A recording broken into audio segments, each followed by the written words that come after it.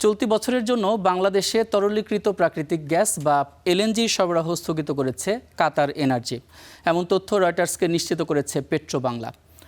বার্তা সংস্থা রয়টার্সের প্রতিবেদনে বলা হয়, ইরানের ওপর মার্কিন ও ইসরায়েলি সামরিক অভিযানের কারণে হরমুজ প্রণালী দিয়ে জ্বালানি সরবরাহ ব্যাহত হয়েছে। এমন পরিস্থিতিতে ভূরাজনৈতিক সংকটের জের ধরে বাংলাদেশে চলতি বছরের জন্য নির্ধারিত তরলীকৃত প্রাকৃতিক গ্যাস সরবরাহ অর্ধেক কমিয়ে দেওয়ার সিদ্ধান্ত নিয়েছে কাতার এনার্জি। যুদ্ধ শুরু হওয়ার পর থেকে অত্যন্ত সীমিত সংখ্যক খালি এলএনজি ট্যাঙ্কার এই প্রণালীতে প্রবেশ ও বের হতে পেরেছে।